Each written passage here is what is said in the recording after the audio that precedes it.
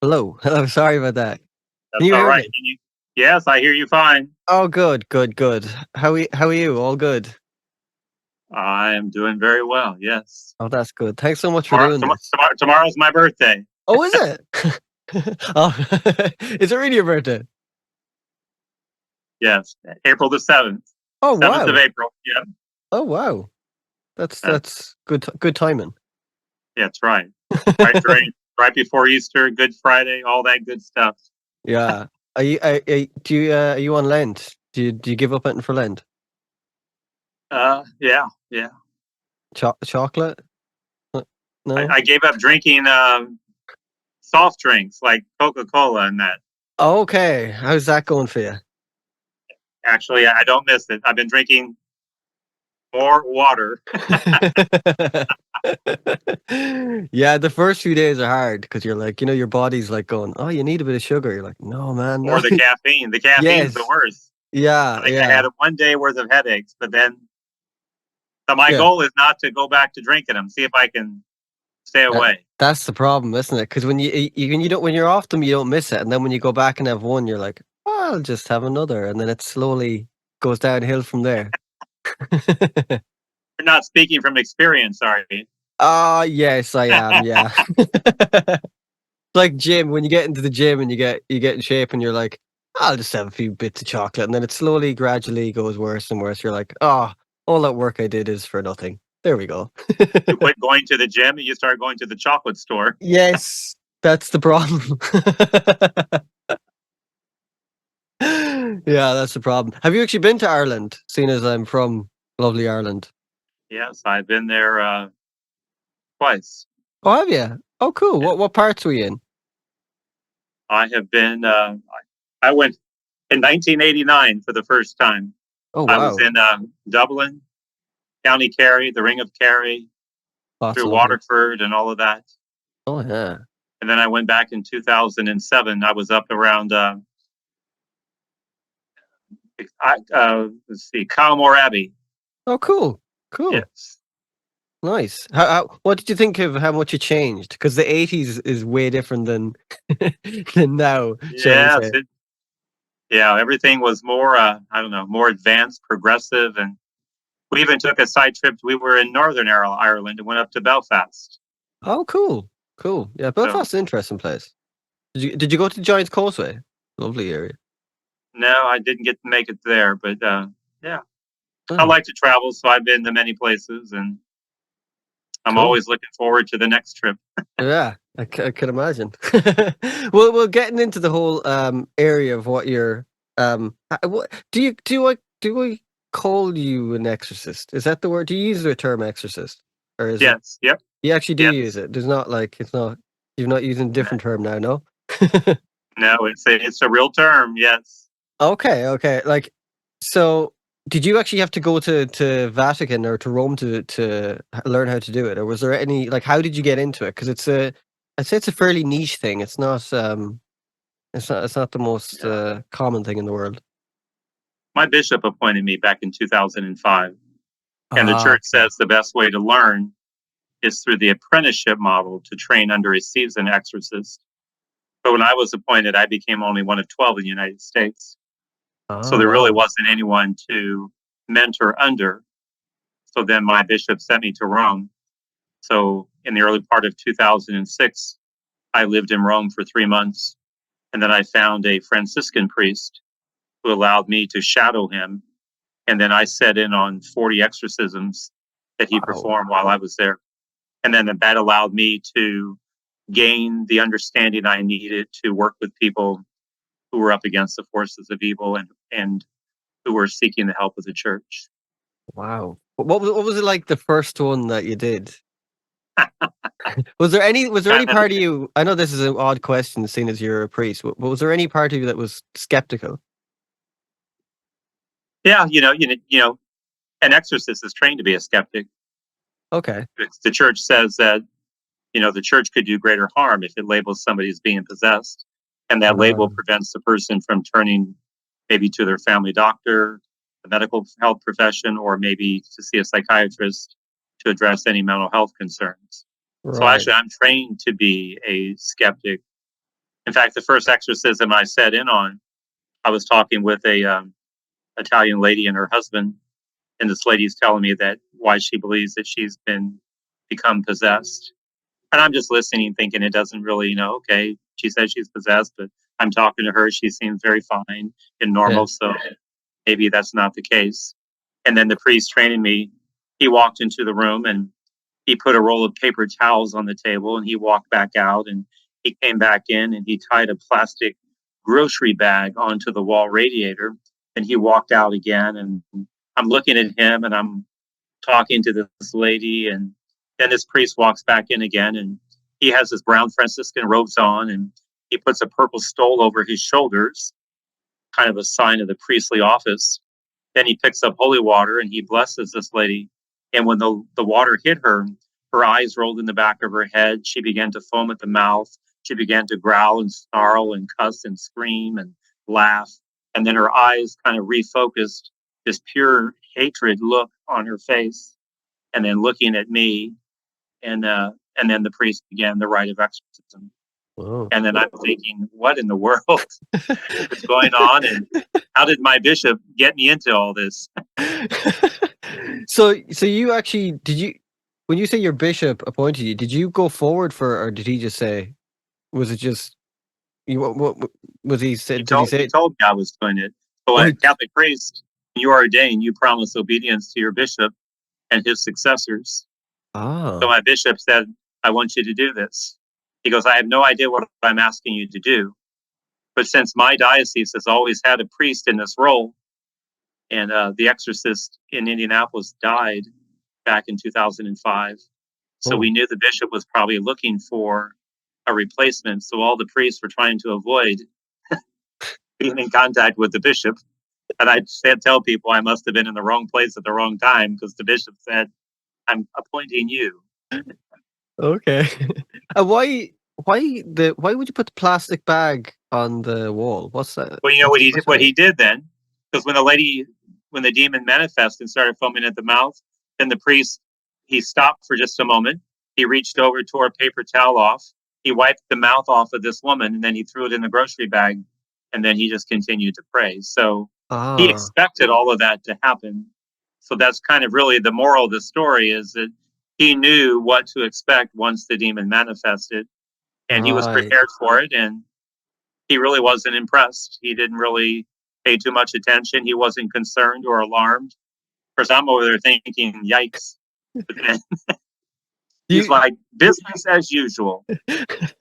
and do you follow that same like method that he followed, like putting the plastic bag up and tissue and all that kind of stuff? And some that I meet with, yes. So I'm prepared for whatever manifestation there might be. Because Yeah. manifestations can be varied. There can be eyes rolled in the back of the head, foaming at the mouth, growling and snarling. There can be bodily contortions. There can be strong odors. There can be a change in the temperature of the room. It becomes much colder. The Yeah. voice of the person becomes deeper and more authoritative. It's always important to make the distinction when somebody's possessed between that person as an individual and now the demon who's using that person's body as if it were its own.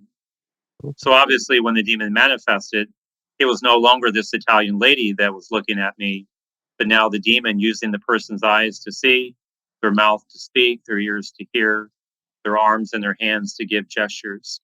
So it's always Mm. important to make the distinction between the person as an individual and now the demon who's using that body as if it were its own.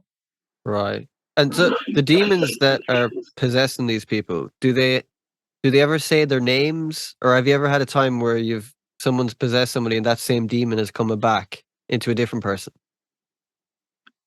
Part of it, if the exorcism can take longer, there's a new rite of exorcism that came out in 1999. So that's the most common one. The old rite of exorcism that dates back to the year 1614. In the old rite, the demons were commanded to name themselves because Ah, when a okay. demon names itself, it's actually showing weakness because when you know somebody's name, you have a certain power or control over them. So demons were always compelled to give their names to show that they were submitting to the power and the authority of God. Oh, And it is possible. I mean, people always ask, where do demons go when they're cast out? Well, they're not destroyed. It just means in an exorcism that the connection between that person and a particular demon or demons is broken, because right. the church believes that when the demons fell from heaven, so the angels that fell, they were cast down to the earth, where they can then roam the earth, if you will, until the final judgment that will take place at the end of time. Okay. And so when people are, you say they're going, obviously at the moment they're getting exercised, I should say, sorry. Do they speak in tongues? Like, would they speak Latin, or is there any other language they would speak? Obviously, that the person would have no knowledge of ever known it. Mhm. Like if there's some Irish lad and he starts speaking Latin. Or speaking in Gaelic or something, Yeah. yeah, whatever. Could be in Yeah. like an ancient, like the ancient book of Kells, perhaps. Yeah, And yeah. they would be able to speak a language. So there are four things that I'm trained to look for. So you've just been touching on one of them: the Mhm. ability to speak and understand languages otherwise unknown to the individual, having superhuman strength, having elevated perception, so knowledge about things that that person as an individual would not otherwise know, which would tell me that this is a demon who's speaking to me and not this person anymore. Right. And then the final one is a negative reaction to anything of a sacred nature, such as being in a church, having the Bible read in front of them, being blessed with holy water, being shown a crucifix, and so on. Right. Well, But if it's a language, it's usually a human language, even if it's yeah. not one that's spoken that much anymore, maybe like Latin or ancient Greek, for example. But it Yeah. could be identified at some point to a point in human history where the language was spoken. Because there is something called glossolalia, which is speaking in tongues, but Right. that's considered to be a gift of the Holy Spirit. But there's a Okay. difference between somebody who's filled with the Holy Spirit and speaking a language that there really is no human record of that language, as as compared to a demon who might be speaking an ancient language. And why Right. can demons do that? It's the nature of an angel. When angels were created, they were given infused knowledge. They don't have to go to school and learn anything like you and I would have to do. They can just call it up like a computer, download it with information. So a demon doesn't have to go and study Latin. It can just immediately begin speaking it. Right. So like we say someone who's because there's obviously people who have mental illness who actually think they're possessed. What would be the kind Yes. of main difference that you would look out for? So there are people that, maybe put on the impression that they're possessed. Okay. Maybe they do that because they're mentally ill. Some people do that just because they want attention. Maybe they want to ridicule and mock the church and say, I tricked you. See, I'm not really possessed. Okay. That's why there's no such thing as an emergency exorcism. It's a very methodical process. So the church would require someone to have a psychiatric evaluation. The church would require a person to have a physical examination by a medical doctor, just to rule out any medical or mental cause for what the person may be suffering. Because it is true that some of the same symptoms that we see in people who are possessed, such as, auditory outburst, we can see those in people that are suffering from schizophrenia, Mm, maybe Tourette syndrome. So again, the church is always very cautious before the church labels someone as being possessed and needing an exorcism. right. And going back to what you said a few minutes ago about the elevated strength, you've obviously encountered that? Like, what's that like? Yeah, it's strength beyond the normal capacity of the individual.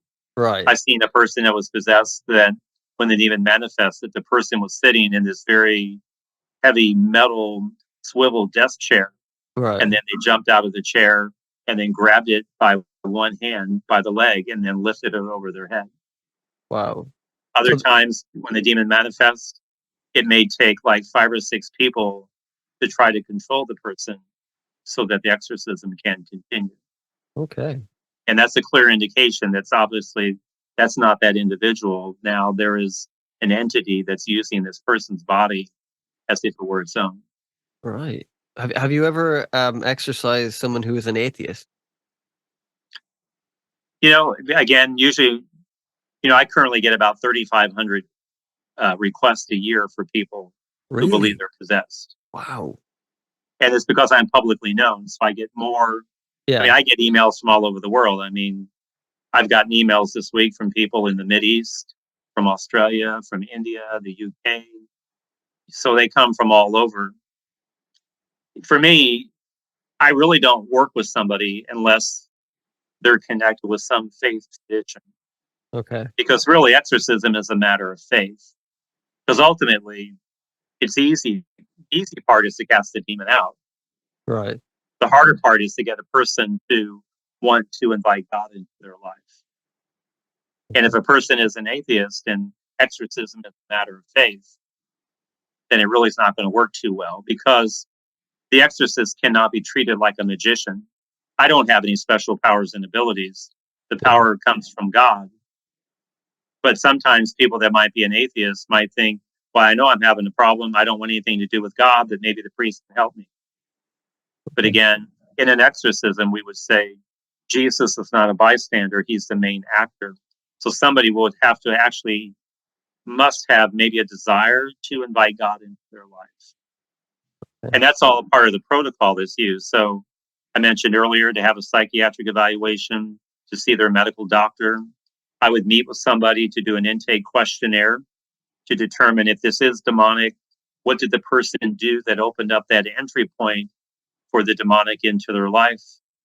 I would look for those 4 extraordinary signs of demonic possession: speaking languages otherwise unknown to the individual, superhuman strength, elevated perception, a negative reaction to anything of a sacred nature. And step number 5 is to either help the person grow in holiness and virtue through faith, and either reconnect them with their faith in God or bring them to that faith for the very first time. So for me to work with somebody, the person does have to express a desire to want to invite God into their life. Right. I read somewhere that it said since COVID, exorcisms have gone up. Is that true? For me, it has. I know. So Really? before COVID, I was only getting 2,000 um, calls for help every year. Yeah. Now it's 3,500. I think the Wow. reason is a lot of people found themselves in isolation, Yeah. disconnected with family and loved ones, and maybe that does cause some mental breakdown, if you will.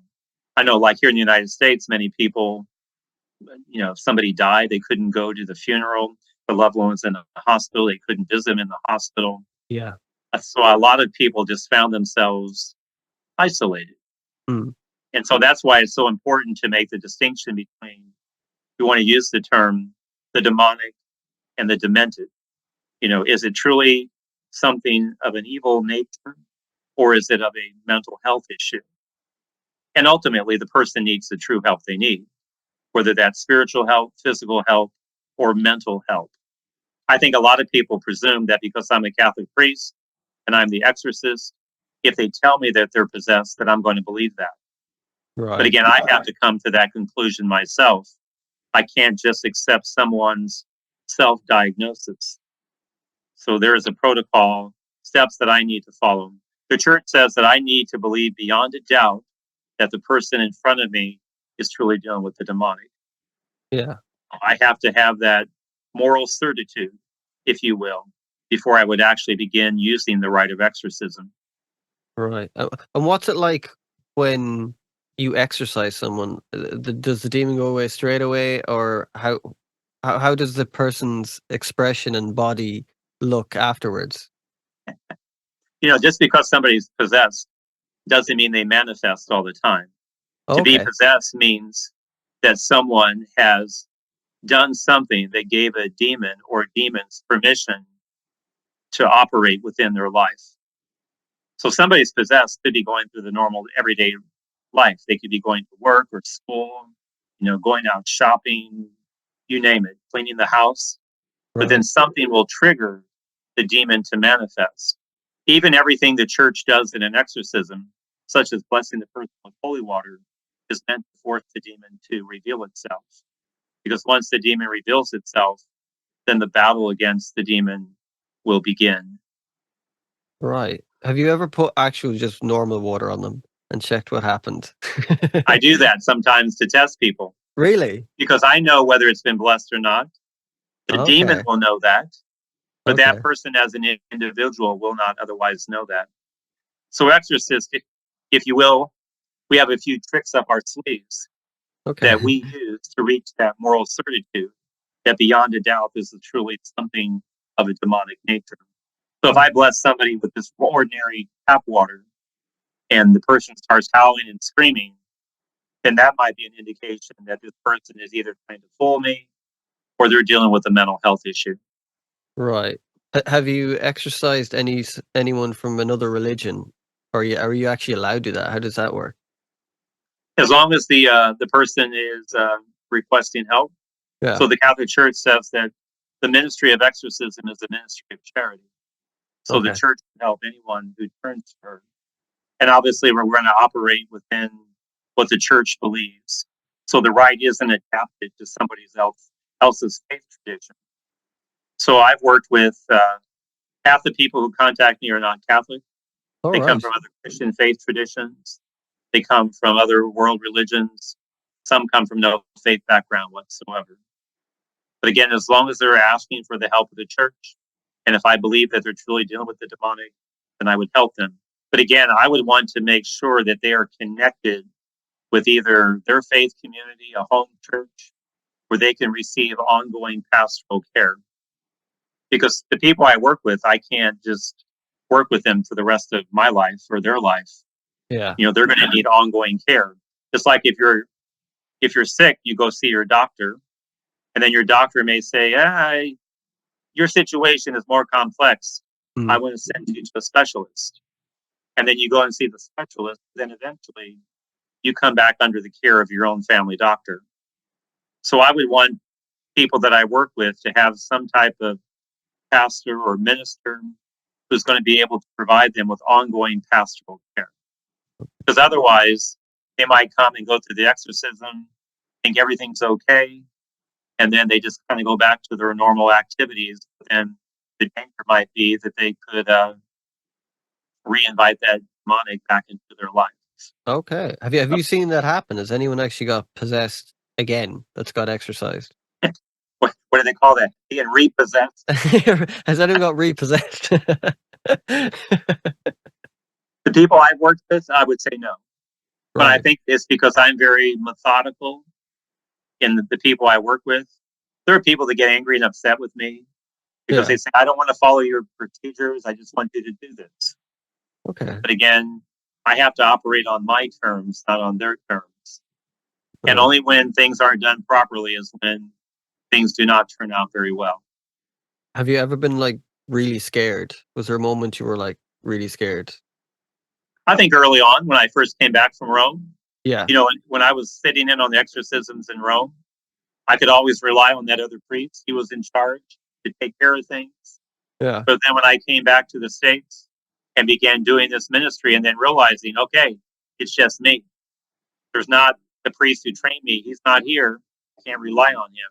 Yeah. So initially, there was some apprehensive, some fear. But now that I've been doing this ministry, I'm now in my 18th year. Wow. And I would say that I'm not afraid of any of this.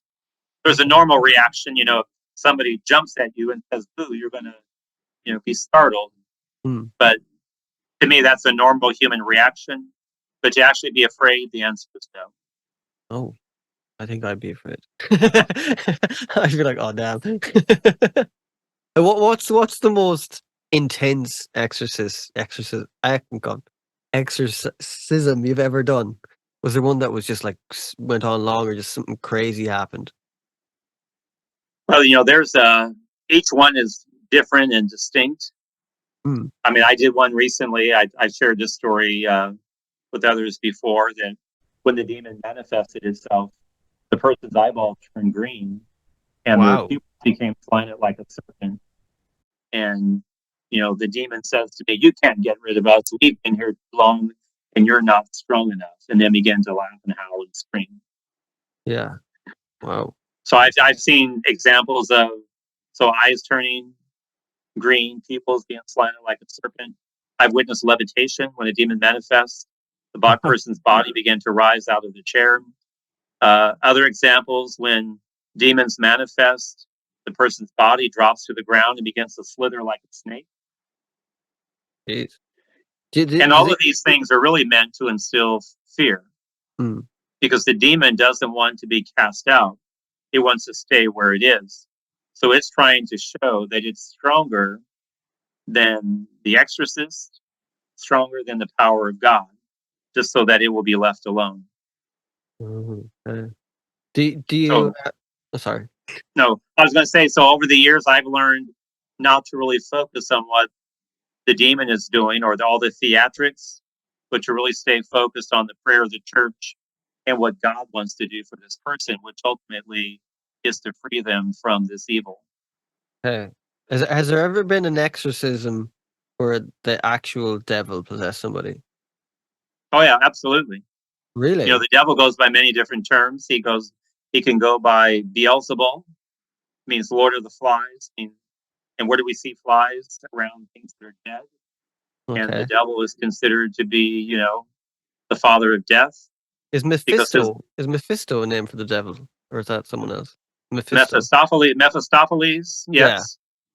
Okay. Yep. So yeah, Is- there are many different terms. And I Um, was I was working with another priest in another area of the United States who asked me to sit in on and give my input.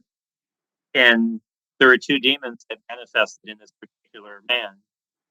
okay. One said he was Beelzebul, which would be Satan, and the other one was Molech, which was an ancient demon where people used to sacrifice their children to. And at one point, the demon Molech began doing this chant, like in a language that I didn't understand. Wow. And then the demon says to me that it's giving glory to Beelzebul in its own language, because Beelzebul is the highest ranking of all the demons, and it wants to show glory to Beelzebul. Wow. And did the guy that was possessed, does he remember any of this? Can he remember? Does he Oh yeah, remember, like, some do. yeah, Some people that are possessed, they remember everything, but they're like a prisoner trapped in their body where they okay. can't do anything to stop it. Others tell me that once the demon manifests, they don't remember anything that happens. So it Okay. can go one way or the other, and it just really depends. Okay. So some people remember and some do not. So we'll say someone's kind of more agnostic than anything. After they, they're if you're probably agnostic, you're going to be open minded about all aspects of it. Would people that you've, if you have exercised people who are agnostic, would they become kind of religious after being exercised, or has that ever happened? I've talked to agnostics, even to atheists, Yeah. but ultimately they decided not to go through an exorcism. Really? I thought an Yeah. agnostic would be more open minded than that now. Well, and the reason was because they didn't really want to turn to God. They knew Okay. they didn't want the demonic in their life, but they even said they didn't really want to turn to God. There's a line in Luke's gospel in the New Testament. It's in chapter 11 where it says, once the demon has been cast out, it goes and wanders through the arid wasteland, and then coming back and finding the house swept clean, meaning it's gone, but God hasn't been invited in. Then it goes and finds 7 other demons worse than itself, and they come and take up residence in the person. So when I work with people, I tell them they'd have to have the strong desire to invite God in. Otherwise, their situation could become 7 times as worse Right. based on that account from the gospel. Okay. And usually when people hear that, they think, okay, then at this point, I'm not going to go through an exorcism. Right. Right. After you do the exorcism, do you feel like drained, or how does that feel? Absolutely, because it can go on for hours. Really? Usually when How I meet long with somebody, normally? What would be the normal? Sorry to interrupt you there. What would be the yep, normal time, average time, we'll say, of an exorcism? in Rome, the priest who trained me would only meet with people 30 minutes. Right. He would pray with them for 30 minutes. If the demon wasn't cast out, then he would reschedule another appointment with them maybe 2 weeks later. Every exorcism session provides some benefit. It will weaken the demon. even if it doesn't cast it out at that point. And why isn't it being cast out? It may be that the person allowed the demon to really become entrenched into their life. Maybe the person is still doing something they shouldn't be doing that is giving the demon the right to continue to possess them. So I always want to figure out, okay, maybe after 30 or 60 minutes, if the person isn't free, then, okay, why is the demon not leaving? What authority is the person still given to that demon, either directly or indirectly, meaning they don't really want to let go of it, or maybe they're doing something like continuing to practice, magic or things of the occult, which is giving permission to the demon to continue to afflict them. Okay. And sometimes people aren't always forthright. They don't tell me everything I need to know. I mean, I try to pull it out of them in our discussions and to try to better understand their situation. But sometimes people are embarrassed. And I always say that I'm not there to judge somebody about what they did that may have brought this on. But for me to be able to help them, I need to know the total picture, because then that allows me to know what I need to do so that this person can become free from these demonic forces. So does things in people's lives actually bring it on? Yes. Yep. The choices that people make, the things they do, there can be many entry points. Some of the ones that I've seen over the years that seem to be more dominant will tie to the occult. So people are engaging in things of the paranormal, maybe magic, witchcraft, and that type of stuff. Like Ouija boards and all that kind of stuff. Yes, going to see a psychic or a medium and whatnot. Entertainment industry, there's a great fascination with evil and the devil these days. Yeah. And the demonic can play on a person's memory and imagination. So when people practice, whether it's watching movies or games or books, they're putting all that stuff in their head. And then because the devil can work on a person's memory and imagination, then the devil can use these things to try to instill fear or to make a connection with that person. Being cursed is another one. Being dedicated to a demon, either by yourself or by someone else. Abuse, which can cause somebody to turn away from God and maybe turn to the forces of evil, try to find help. Broken relationships. We all deal with brokenness, but do we deal with it in a healthy manner, such as trying to seek forgiveness and healing? Or do we give in bitterness, anger, resentment, revenge? These are the very things that the demonic would feed upon. So I try to really understand a person's situation so I know how best to help them. Can you see, we'll say, a skeptic's point of view when we kind of live in an age where everything has to be seen? And I know the Catholic Church doesn't allow things to be filmed. Do you think it would ever? Do you think they'll ever get to a place where it could be filmed? I know that sounds probably you're cutting the rules there. I don't know, but my initial response would be, even if they were filmed, I think there would be people who say, well, that's not genuine. It's been manipulated. It's been you could doctor it. It's manufactured. Because right now with technology, a lot of things can be manufactured, if you will. So I think there will always be skeptics, no matter what. There's a new movie coming out called the Pope's Exorcist. That's what Russell Crowe, isn't it? Yes, and it's based on the life of Father Gabriel Amorth. He was the chief exorcist in Rome, who died in 2016. Now, supposedly, there's a man who has a video who said that Father Amorth gave him permission to film an exorcism. Oh. I think you can find it out on the web, in fact.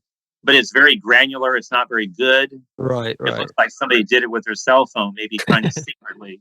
So he claims that he had permission to do that, but part of me wonders if that's true, because if you're an exorcist and you're trying to defeat the devil and you're being disobedient, well, disobedience and fighting the devil are a very bad combination.